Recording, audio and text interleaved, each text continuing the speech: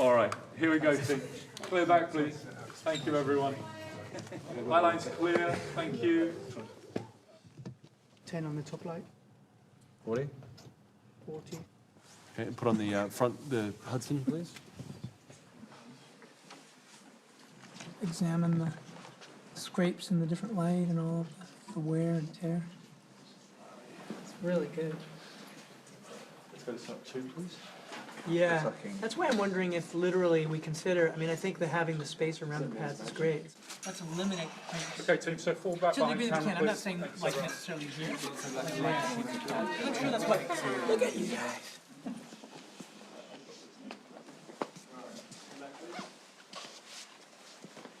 We're really doing this. Thank you. ridiculous. Let's roll camera, please. Oh my God, that is cool. Keep going forward.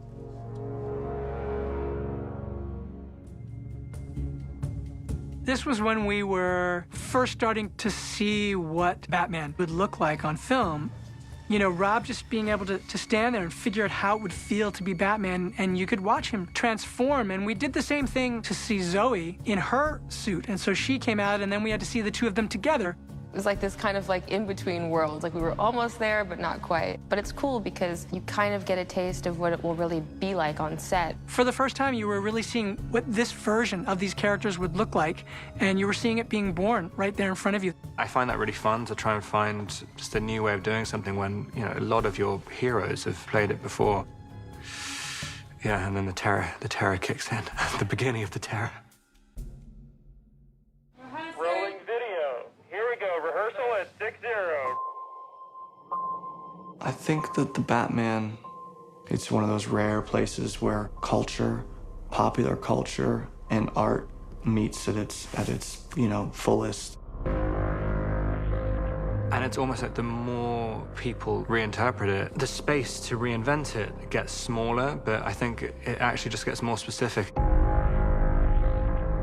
The first conversation I had with Matt about it, I just knew there was something radically different from anything we'd seen in Batman movies before.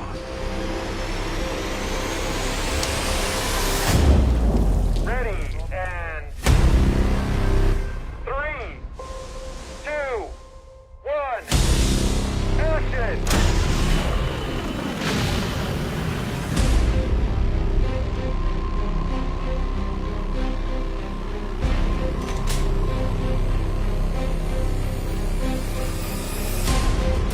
From the beginning, I didn't want to do an origin tale. I didn't feel that I had some new way of doing that story. I wanted to do an imperfect Batman, really rock him to his core. I don't care what happens to me. That is what I'm afraid about. To not be in total control, who was being challenged by these crimes and who didn't know how to do all of these things yet. So you were seeing a Batman who was still becoming. Renewal is about growth now. Matt just had an angle on something. I mean, it's definitely made some bold stylistic choices, but also story choices as well. Even some of the major plot points, or even in the comics, they're just wholly original. Nolan did an incredible job with Batman. Zack Snyder did an incredible job. Schumacher, Burton. When you take this on, it's significant. You're terrified, and then you get over your terror and your fear, and you go, what are we trying to do? You better swing for the fences.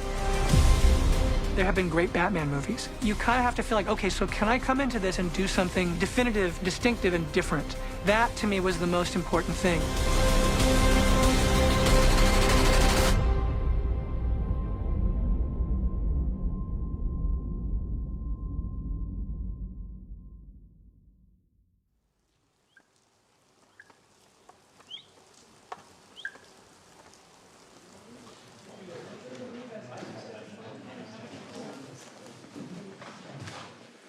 You've been through this physical exertion too, right? So you just come away from all of that, walk out here, walk up the stairs, it's everything.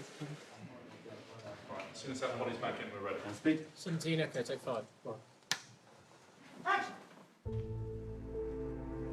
whoa, whoa, whoa, whoa, whoa, whoa, whoa, whoa. Police action. He's with me, officer. The first days of shooting, we started in the mayor's mansion. And it was one of these things that was really exciting, but it was also very scary because how does a masked man with a cape walk into a crime scene, and how do you make that feel real? And so these first days, they were really about figuring out how Batman sounded, how he moved, how he looked, how the other characters related to him. Thumb was severed. Killer may have taken it as a trophy. He was alive when it was cut off. Ecchymosis. Matt was very, very clear saying he wanted to make this a detective story, that right from the beginning. So you think, okay, so he's the greatest detective in the world. What makes a good detective? You're basically someone who just is exceptionally observant. There's an element of being sort of like a savant or a witch doctor or something. You just have heightened senses. We actually went over in these first few days because we were just trying to figure out what does this Batman movie feel like, and shooting this scene was really, really challenging and ultimately set the tone of the whole movie. What's great about the series is that it's very much in the eye of the beholder. The storytelling has evolved, since 1939 to today, in what Matt's done and what the Batman series has evolved into is not so much kind of a black and white good versus evil idea, but something a little bit more nuanced. Let's play a game, just me and you. Any of this mean anything to you? And in this case, allowing us to go back to the origins of the Batman, which is DC, it's Detective Comics. I wanted to lean hard into the noir side of the Batman and make him the world's greatest detective, because that's what he started as, right? And, the Bob Kane, Bill Finger stories, they were really noir stories, and he was a detective, and he was solving crimes. There was something about doing it as a noir. I mean, even though Batman's always kind of a noir, but it's never just fully committing to that world. I came up with the idea of having the character that he was interacting with, the case that he was involved with, being a new iteration of the Riddler. A character who was killing pillars of the society, but in the wake of these murders, he's revealing at the crime scenes through ciphers and puzzles the history of corruption in Gotham. And for me, what was important was that that case eventually starts to lead into Bruce Wayne, and the story would become very personal. And really, through the course of this story, he'd be challenged to become a better Batman. Greg, you all set, mate? Yes, mate. Good. Roll camera, please. Okay, so staring at us. Okay, then he goes off to your right. Matt wrote a really good script, and I remember reading it the first time, and page 10, 20, going, gosh, this is good. It's tight, it's solid, it's really well conceived, it's unexpected. This person, this writer, this director is driving at something. I was rooted by it. It's dark, it's weighty. There's an incredible depth to it, an incredible sense of loneliness and isolation. I thought Matt did an amazing, amazing job on creating the script and on creating the world and the sense of danger. This has kind of a youthful film noir element to it, which I don't think you've seen in the other ones. Between Zoe and the Riddler and Robert, everybody's got their dirty laundry. It just depends what you do with it. You owe it to the fans to go ambitiously as deep as possible. Matt is a very specific, thorough filmmaker. He's an incredible writer. Everything is about character, emotion, and theme, and everything is built out from there. What's so wonderful about this world is the exploration of the gray area. And I really think that's why this film is different than any other Batman we've seen before. It's about sleuthing. It's about thinking through the clues. And again, just takes us back to the core of what Batman is and what Gordon is. They're detectives. I think there could be maybe some comment. Yeah, what would... It's like Yeah, I think that's better. You know what I mean? As opposed to where does it start? For some reason, that's feeling a little phony to me as an idea. Right. Whereas it goes, damn, I guess it's good to be the mayor. Something like that? Yeah.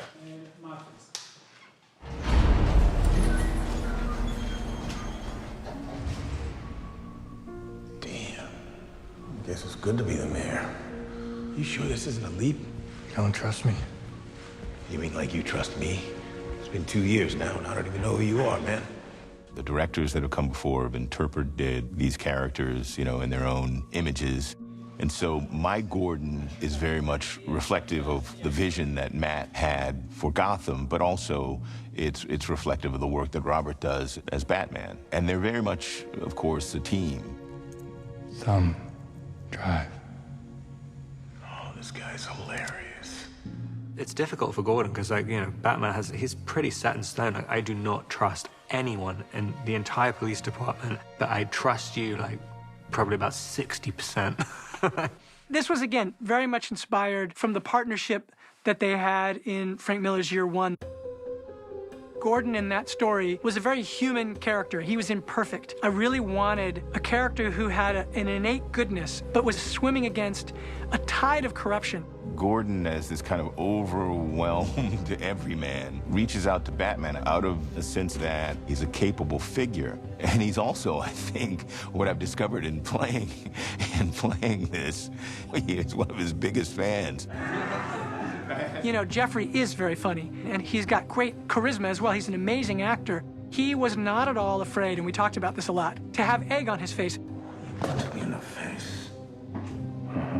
They had a very unique kind of rapport, and it was, in that sense, like a buddy comedy. There's a confidence Jeffrey has. There's like a humor in what he's doing that I think is slightly different. He's just trying to do his best, aspiring towards some type of justice, but he's not nearly there. And, you know, whether he has the capacity to be there is another thing, but he's at least, you know, trying.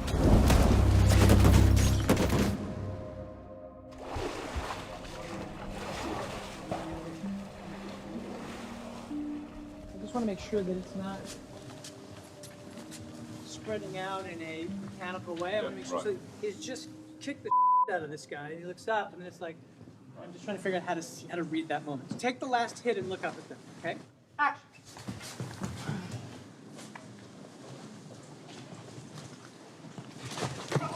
Okay, so what it feels like you're doing is checking with each other who really wants to face him, but it's like, okay, so we're doing this, except who the to do it? With that in mind, can we try that once more with that idea? All right, guys. All right. You don't have to go any further than the first So, one. key frames left. Camera record these, please. All right, so real life, grounded. You know, in the Burton movie, I remember it was such an exciting moment when that guy says, you know, who are you? And he says, I'm Batman. That was such a definitive moment. Somewhere early in the writing, I came up with this idea of him not saying, I'm Batman. He's actually, at this stage in his career, kind of a frightening figure. And I wanted him to use that phrase that is in so many of the comics, which is for him to say, I'm vengeance, because this is a personal mission. He's had this concept of Batman, which he's been building for a year, and he doesn't know if being Batman is going to work or do anything. He's just compelled to do it. That's a kind of important differentiation of this Batman. Basically, the options are kind of death or being Batman.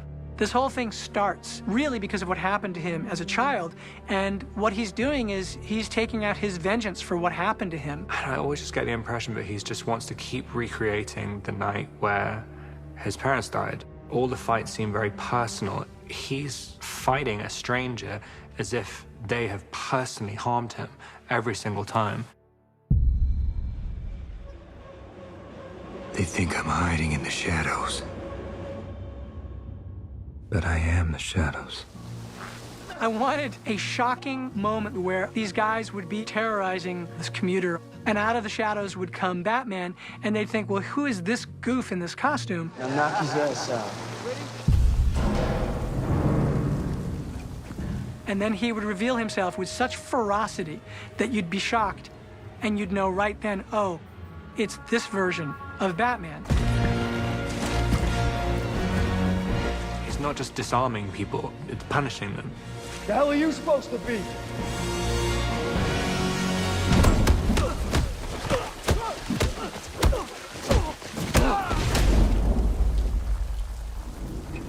I'm vengeance. Ready, rolling, and 3, 2, 1, action!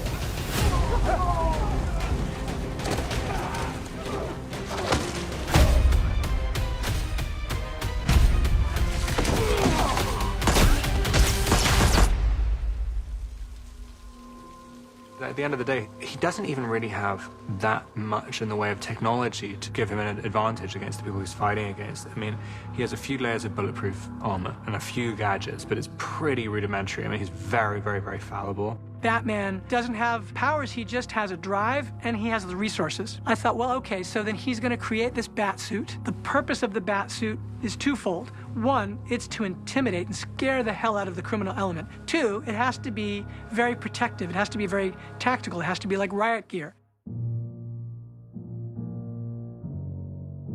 My ambition is to try and make everything feel very real.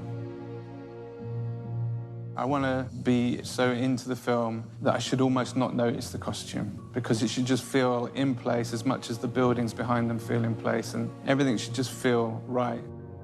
Well, it's quite daunting because you're trying to think, what else can you bring to something like this? When I was younger, that's when they first made the kind of Michael Keaton suits. That was the kind of high technological costume making at that time. Matt's inspirations are very dark detective films. Gotham's this kind of rotten sort of New York of the 70s. And then there's Batman, and he looks like he's part of that. The bat suit is an evolution. This is the year 2 version, and I wanted you to get the feeling that Bruce had put that together in the Batcave.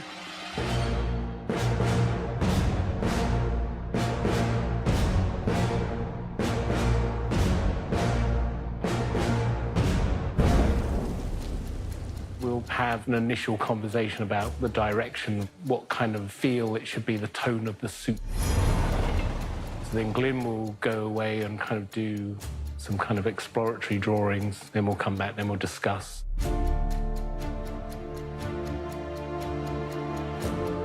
One of the first things that I did was scribble out some bat logos, because that's got to be one of the most iconic symbols, not only in comics history, but film history, and it's all over the world. Most of them are taken from real bats in flight. Me and Dave, we both liked 22. And luckily, when Matt came back to us, that was his favorite as well. I wanted to see the seams. I wanted to see his suit had been scarred, and military gear was an inspiration for the crafting of it. One of the main concerns always with all Batman suits is movement and what the actor can actually do. So we were kind of determined to make Robert as agile as possible. It's all divided into panels and elements, so it allows for full exploration of whatever he needs to do. Get out of here, freak. Matt had talked about he liked the idea that he's like an MMA fighter. He's rougher, you know. I mean, he wanted it to be scary. So I thought maybe the cowl could be more skull-like. Some of this around here, it's kind of sculpted in like you would around a skull. And this nose piece, which is from the front, it's got that opening in the face. And obviously, it's also inspired a little bit by that Adam West.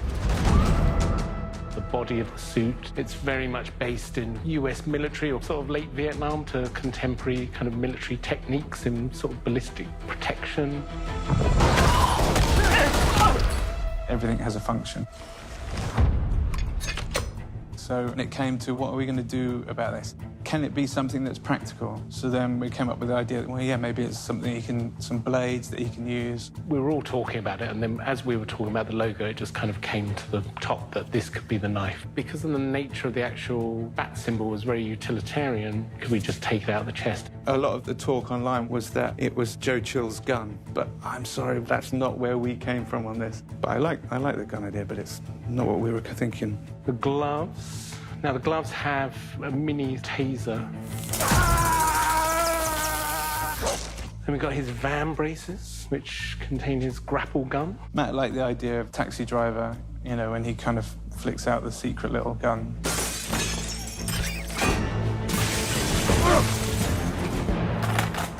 That's old school engineering, so he's able to fire his hooks. So that's eventually what gets deployed out. So this opens out and allows them to pull him up building in the classic way. It was fun to make, you know, the guys in the workshop do a great job. The first time I put it on, I mean, I'd been in the Batman Forever batsuit and realized you are basically a statue in there. And so the first time I put on this batsuit, there's so much more maneuverability that I was like, oh, wow. It's like wearing normal clothes of any kind. It's definitely not like wearing normal clothes at all. He looks great in the suit. It's crazy though with his jawline and everything. When you see him in the bat suit silhouetted, he looks like the comic. It just creates a magic and a masking of the Bruce Wayne identity in a way that's really powerful. I think it's a function of the design, but also a function of him as an actor. And I was saying to Dylan and Matt, I was like, wow, it is very transformative. It's just incredibly surreal sometimes, and you're like, wait, I'm actually doing this. The costume team is incredible on this film. I take quite a huge responsibility in effectively putting all those people's craft on screen.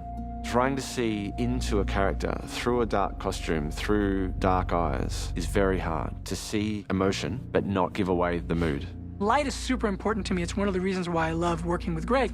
It's funny because we would look at different things, and we'd look at the cowl, he'd turn a light on, and we'd both look at it, and when a certain light would come on, we'd go, oh, sad, no good.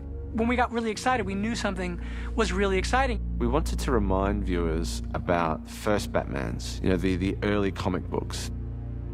The character that lurks in the shadows. From every single angle, we wanted to be able to take light away from his foreground, but to be able to recognize his silhouette. But within those silhouettes, you needed to see deep into Batman's character. So it became quite clear that we really needed to sort of skirt the line of fill light in the eyes, or no fill light in the eyes, because not seeing into the soul of a character sometimes is more telling than seeing into the soul of a character. Finding that balance between seeing detail and not seeing detail, that was one of the big things that we explored very early on.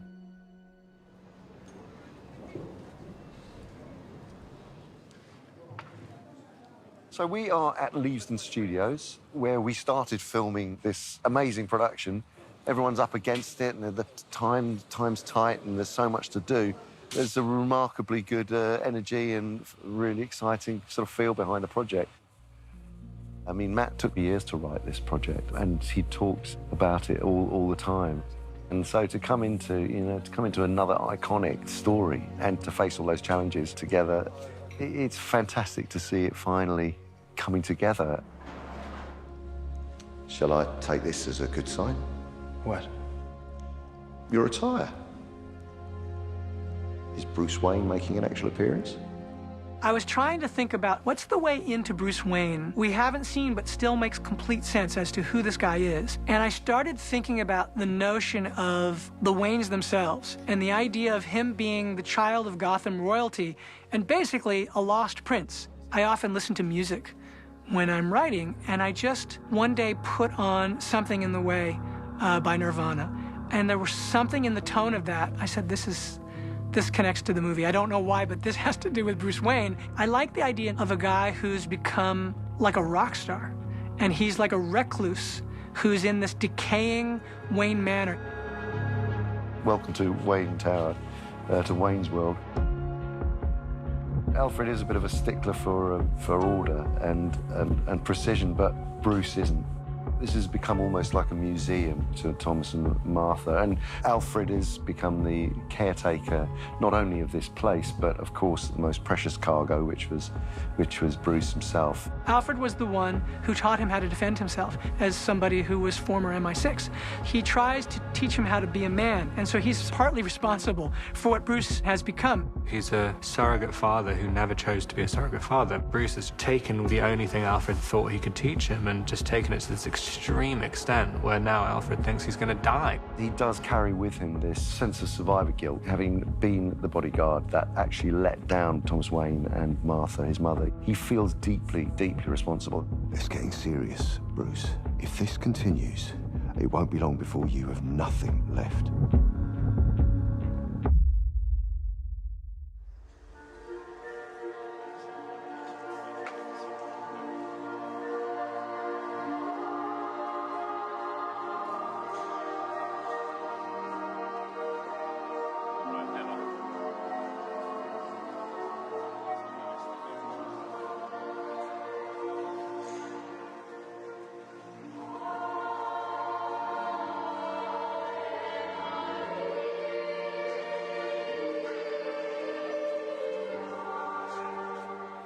We're shooting in the Gotham City Hall today. This is the funeral of Don Mitchell. We got to design this centerpiece of the city. It's a hybrid set. We're establishing the exterior up in Liverpool, and then obviously this interior is our creation. Coming to that set that day, like I'm looking around and this is like crazy. Like, this set is insane. Bruce Wayne, why haven't you called me back? I'm Bella Real. During all of that, this is where we get a real sense of who Bella is, what she cares about and who she cares about. Your family has a history of philanthropy, but as far as I can tell, you're not doing anything. Excuse me, Chief. Can I talk to you? Gil Coulson is missing. What? He hasn't been heard from since last night. Edward Ashton and the Riddler, once he sees behind the curtain of how Gotham City has been working, you know, it's a deep betrayal.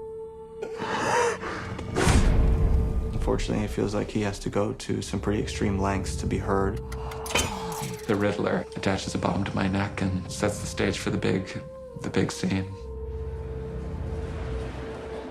The main thing is how hands-on for safety is the policy that we're running in this job. Once we cut, everybody will stay in your end positions. You will now actually see a vehicle come through, so please, everyone react on when that car comes through. Big scenes like that take a very long time. I remember we were filming in these hangars where they made Zeppelins, just like a huge number of extras and spectacle. There's a major action component to the scene. We're actually driving a car through the space. Good old-fashioned practical effects. Okay, team, stand by there, please. And let's be again. Let's be ready. There we go. We're rolling. Everyone set? And action. Stab. Stab. Marching around. Boom. Boom. Ah! Here comes the car! Action call!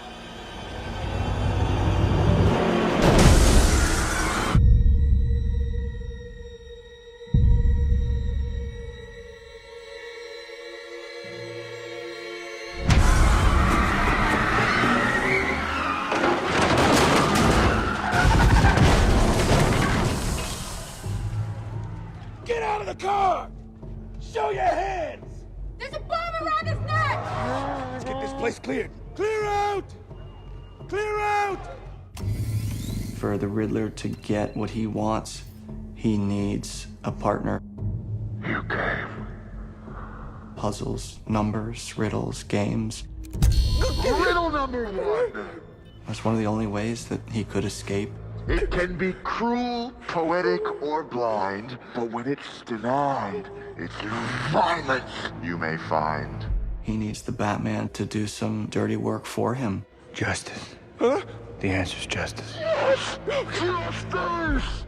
There's an incredible image at the end of Hush of the Riddler at this sort of chess match.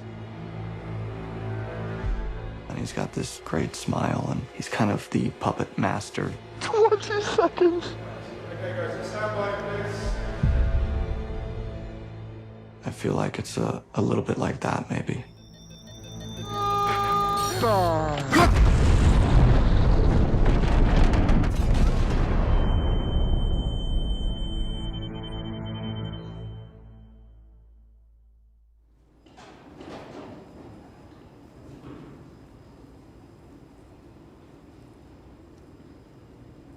You know, when we had to shut down because of the pandemic, I reviewed the footage, but a lot of that mental planning was also done in uncertainty because you just didn't know, you know, when it was going to end or when it was going to be safe to start shooting again. And honestly, it was a very scary time. One of our crew members ended up dying. Andrew Jack, who was our one of our dialect coaches, a wonderful man, you know, in the 2 weeks after we shut down, he was gone. We dedicated the film to him. It's a terrible loss. It's heartbreaking that he's gone. And I know so many people during the pandemic lost people close to them, and we were no different. And so we knew that in our shooting, we had to take this business deadly seriously, and we did.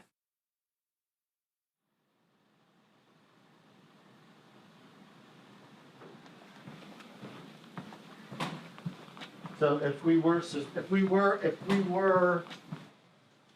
superstitious, which we're not, but if we were, we would say this is a good time to start back up. Yeah, and our next with me, Sarah, so do you mind maybe on that, please? We're back shooting, but I'm also really proud of our crew and our people and Matt and our team that we are putting our heads down and safely and smartly continuing to make this movie. Making a movie of this scale in a normal world is a huge deal. But making it in the middle of a pandemic is, I mean, I don't know how. To get the wheels turning again of something of this scale is just huge. We're small right now. You know, we started with scenes with 2 people and we shot some really interesting things, but pretty soon we start cutting outside, more people, extras, but again, we got a lot of people checking in place to just make sure we do it correctly. Hello, mate. How are you? Good. Why do you look so fresh? I've no idea. Good. So maybe it's your eyes are blurry because I don't feel it. Ready for Liverpool? Are you ready for Liverpool? I'm kind of looking forward to Liverpool. Yeah, it'll be good.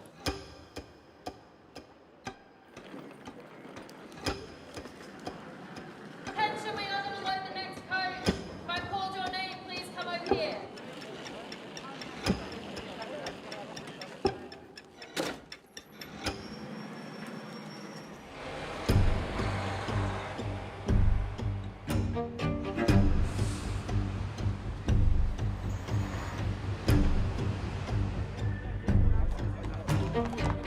We are in Liverpool. I'll trust you that it's day 55. It's really hard to keep track of these days now. This is the arrival to the mayor's funeral. And so Bruce is coming here really as a detective. And so he's coming here just looking for suspects. Ready and background action! Ready and action!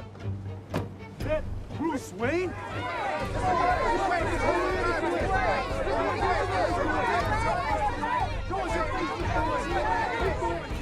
Hey, some space here, will you, Slick?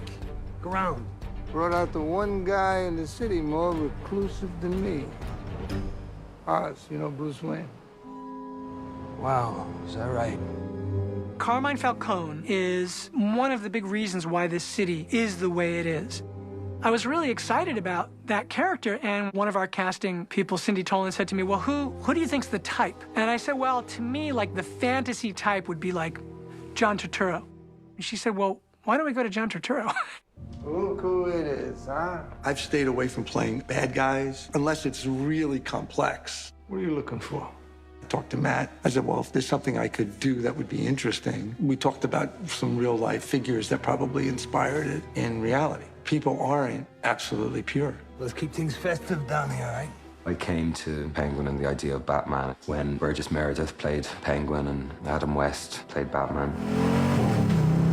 I got you, you friggin' psycho! That's when I heard the opportunity to play Penguin. I was thoroughly intrigued. To me, his character is kind of like Scarface. He's totally underestimated, and he knows he can be more. I just feel like it's a version of Colin you've never seen, and it's a version of the character you've never seen, so it's very special. I started looking at images online, like the Arkham series, and there was a couple of images of a guy who was kind of looked like he was a bare-knuckle fighter almost, scarred up and bald. I was incredibly excited. You know, we fall in love with these great people, these skilled professionals, and Matt's process is he really brings his actors in, you know, to collaborate.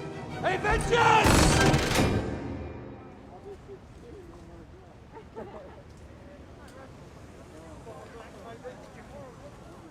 You know, so much of what you do when you're talking to actors is you're connecting with them personally. But the truth is, I saw their faces, but they didn't see my face for the rest of the movie. I looked like this for the rest of the film, and it was quite a strange experience. He's like Batman, basically. He's more obscure than Batman. He's got goggles on, a hat, and a mask. But it's a little bit of an adjustment doing this. We wanted to shoot in a place that had real historic Gothic architecture that we then built upon, create our own Gotham so you felt you were seeing a place that looked like a big city, but a city at the same time that you'd never seen before, a city that was ours. Reset the traffic. Reset, guys, reset. There's no other way we would have been able to create the scale of this place without going to Liverpool. Get ready, get ready, get ready. And they welcomed us there in this very special way. And it was a very unique experience. Background! Action! Go, go, go, go, go, go!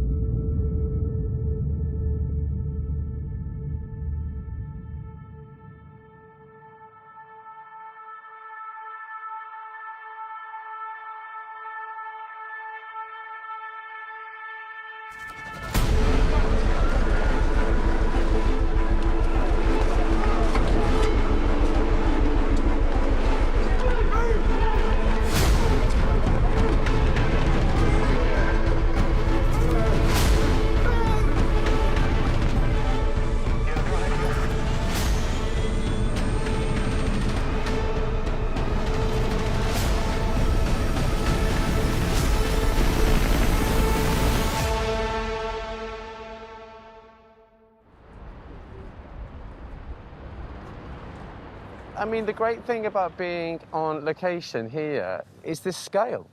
When I was a child and I was reading the comic books, that building there, that's exactly how I saw Gotham. And it's so funny to be standing here making the Batman, and that's my childhood right in front of me. My own kind of image of what Gotham actually looked like. We've come to do the opening shot, which is we're establishing Halloween. We've created these hot dog stands and these little Japanese kind of yatai tents where you can just go and grab some hot food. And nearly everything which is represented here is that there's a huge team actually behind me that helps gather all this stuff up. For this particular setup, it's taken about 3 or 4 days to do. So this is Tent City. The idea is just to make it look like a homeless city. The idea behind this stall is a donut sweet treat stall. So this is made by Jamie Wilkinson, who's a prop master. And so he, his perfect place is between the hot dog stalls. Yeah, it's good. Bob. This was the first set that Matt and I started talking about as we tried to develop the look of Gotham. So it was a global search. It just is like a perfect fit. And it really is just sort of an establishing moment. We see him moving through the city as the Drifter, and it's a real opening into the scale of Gotham. It's Halloween night, so we're feeling all that energy. All right, team, welcome to Gotham Square. It's a fantastic set. It's a wonderful spectacle.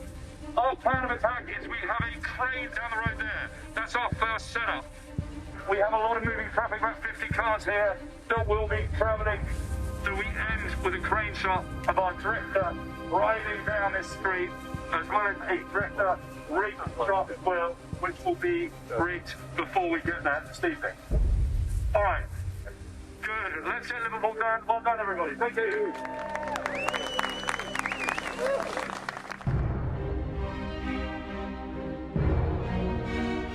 Tonight there's some extreme Halloween makeups, there's some very glamorous Halloween makeups, there's some really badly applied ones.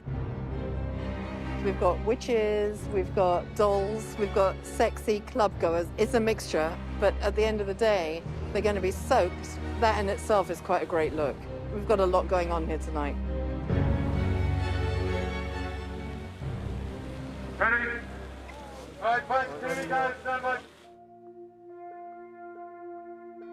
You can't walk through Gotham Square in your batsuit, or people will look at you and go like, well, there's that weird guy. When I was looking at the comics, I came across that sequence in Frank Miller and Dave Mazzucchelli's Year One, where Bruce, before he's Batman, creates this other alter ego, which is not Batman yet, it's the Drifter.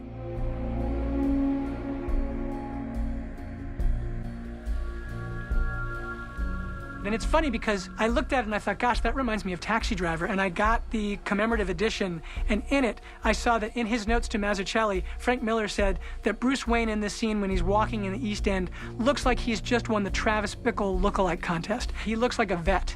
He looks like a Marine. I mean, I always like the idea that this version of Batman is going into like a kind of public restroom to change into Batman. I mean, there's something so grimy and kind of rough about it. 2 years of nights have turned me into a nocturnal animal. It's another element of showing how handmade his version of Batman is. I mean, he's literally got the Batsuit in a bag when he's going around trying to be as nondescript as possible.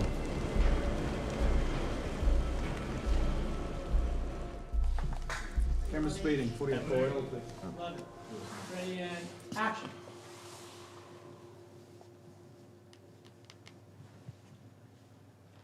Yeah, but what I'm saying is let it drip over. Let's have it drip down past the cheekbones.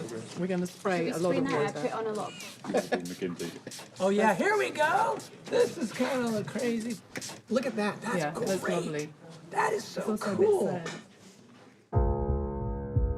When I was working on the script, toward the end, I just needed to do another pass to finish the third act and really land that, and I worked with another writer. And he said to me, he goes, look, one thing that we've never seen, because when that cowl comes off, he's sweating under there.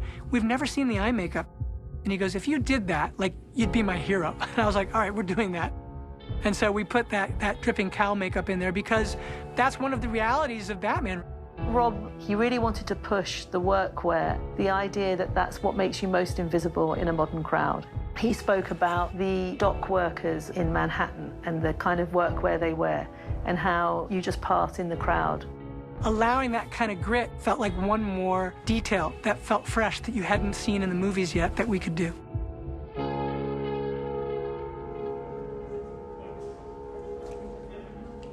When the camera moves, the parallax changes so it looks, when you see what this looks like through the camera, wow, it's ridiculous. Good job, guys.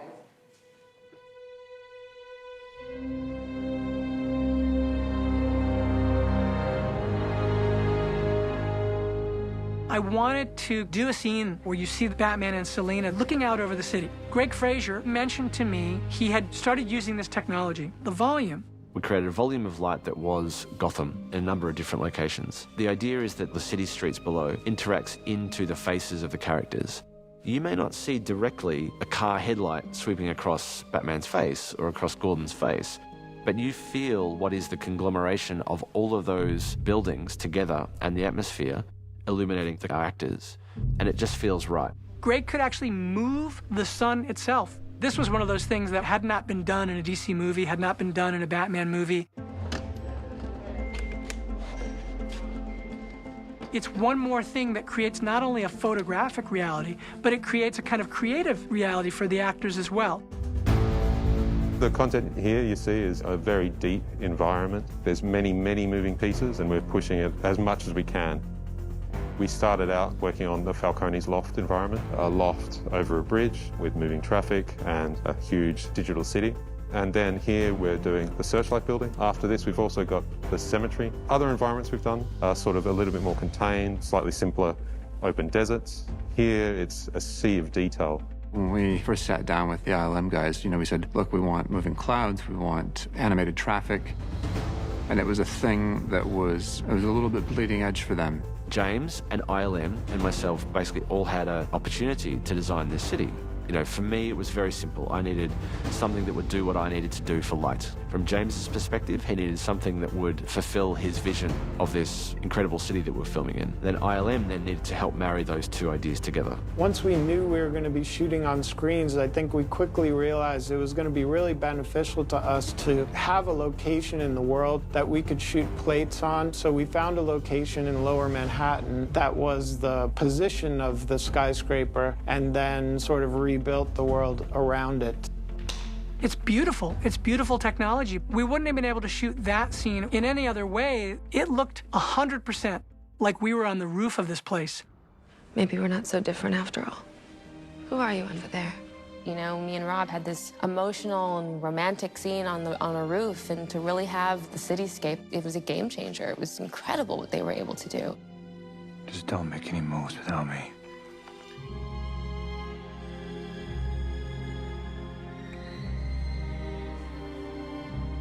I told you, baby. I can take care of myself.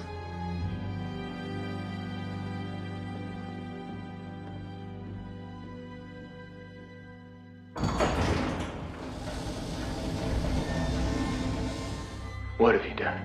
Oh, you're really not as smart as I thought you were. And now it is time for retribution.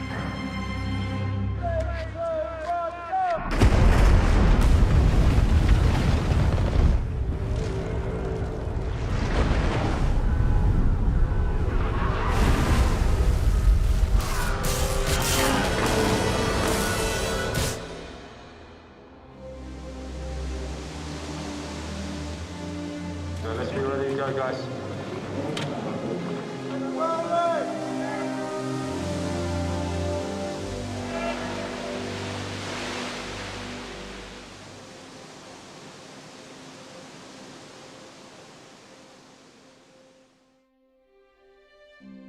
One of the things that was important to the story was that I knew that Batman needed to go through a kind of baptismal transformation. The city itself needed to go through that as well. When I was talking to James Chinlin, we started talking about New Orleans and the flooding that happened after Katrina and the kind of how harrowing it was.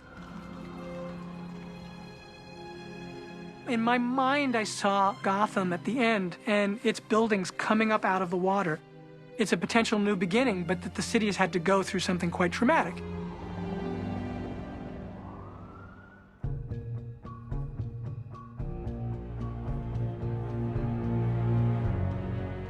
The scale of this sequence is so big. You know, Matt's vision of the end of the movie, this massive wall of water coming through the city. Breaking that down into pieces that we can actually shoot was really, really tricky. This is an incredible special effects piece that was built by Dom Tui and his team. We've got a lot of water pumps that are in here creating this kind of waterfall. We built a tank that's got 500,000 litres of water. It's an amazing combination of 3 locations: Chicago, the Thompson Center for the exterior, London interior, and then these pieces here on stage. Every shot we will do here, apart from when Batman starts to walk away, will be in camera. So what you see is what you get. To me, our third act it's a giant spectacle. And we're trying to do something emotionally surprising that was achieved with Matt and Rob working that moment where he realizes that he's culpable. I thought I knew what I was doing. I didn't have all the information. I have to become more.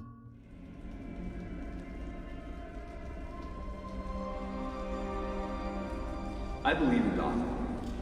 I believe in its promise. But too many have been left behind for too long. Sins of the father. It all started here. The idea of renewal. This was the path that described the history of the city and the history of corruption and how something that started off as a truly meant to help the city program from his father had been completely perverted. I think a lot of Batman stories ends with Batman believing that he's given hope to the city, that the symbol of Batman will create a brighter future. In this, I always kind of imagined it that he's so committed to darkness and nihilism that he doesn't think that the city is capable of healing itself. Maybe this is all coming to an end. What is the Batman? It's just on a downward spiral, and he's just fighting a hopeless battle which will end in defeat.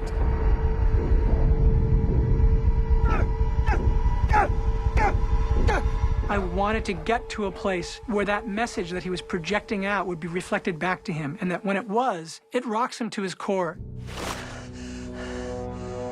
Who the hell are you? I'm vengeance. There is a dark side to this idea of vengeance. Here we go. 3, 2, 1, action! And so it is now his responsibility to somehow make this right and to even sacrifice himself if that's what it takes.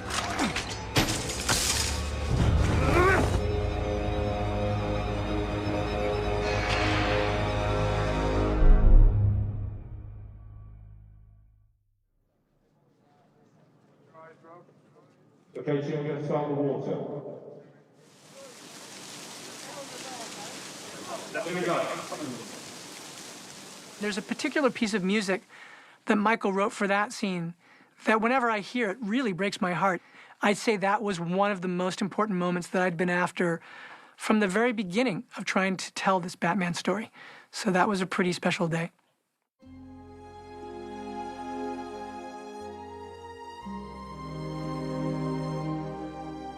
I just always like the idea that at the end, it's actually the city which kind of opens up himself for a bit of hope. Him allowing himself to hope a little bit actually is the most painful thing that he has to do. If he allows himself to think that, then there is a possibility of positive change. Together, we will learn to believe in Gotham again. There are elements to these Batman stories that create a modern mythology that just plucks all the strings. And I think it's not so much that, you know, he's one thing or another, but that he's aspiring to be greater, aspiring to be better. You know this place is never gonna change. I have to try.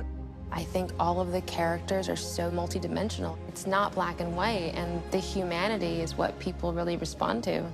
There is a very rich, adored, very protected and revered history to this character of Batman and to this world of Gotham and these criminals.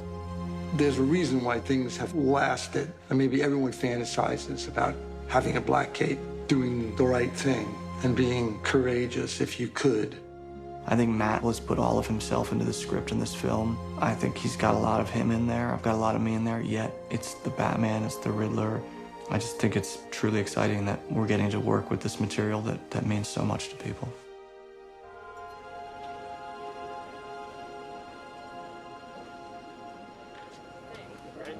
I think it's on. Oh, what do you do? You press that green button. This thing? Hello. This was a hard movie to make.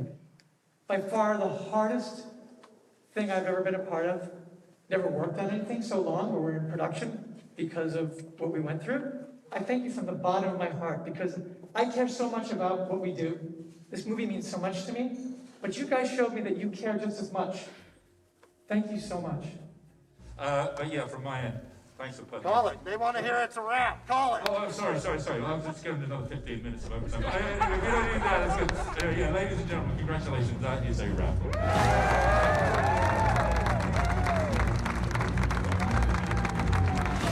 We were supposed to be doing this for about 5-6 months. We were there for a year and a half. We all had experienced something that none of us in our lifetimes had ever been through and that the whole world had never been through, and we made a movie during it. Not only that, but we made this movie during it, a movie that we loved and a movie about a character that we love so much. It's one of the major characters of the 20th century. So many people connect to it on such a deep level and for so many different reasons. You have some level of responsibility to the people who've invested so much in the character. And you can feel it. It's fun, though.